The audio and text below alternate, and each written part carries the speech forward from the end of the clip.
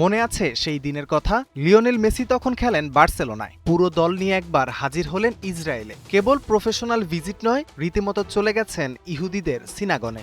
ধর্মীয় আচার মেনে করলেন খানিকটা প্রার্থনাও। সেই ইসরায়েল এখন ইরানের ব্যালিস্টিক মিসাইলের পয়লা টার্গেট।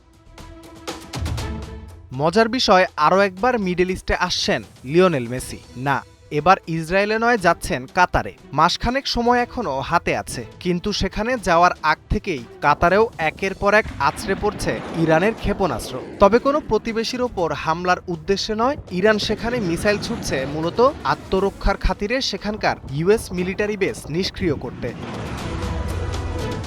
মেসির কাতারে যাওয়ার কথা ফিনালিসিমার ফাইনাল উপলক্ষে, কিন্তু ছোট্ট দেশ কাতারের আকাশ থেকে বৃষ্টির মতো ইন্টারকন্টিনেন্টাল মিসাইল পড়তে থাকলে সেখানে ফুটবলের এমন আয়োজন করা তো আকাশকুসুম কল্পনাই।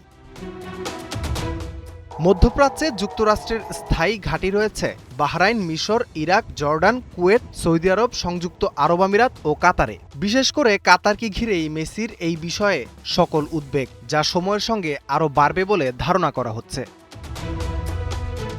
আঞ্চলিক অস্থিতিশীলতা বাড়তে থাকলে বড় ইভেন্টগুলো ঝুঁকির মুখে পড়তে পারে। তাই ফিনালিসিমা নিয়ে হতাশ করার মতো সিদ্ধান্ত এলে প্রভাব পড়তে পারে মেসি সহ সংশ্লিষ্ট সবার ওপর।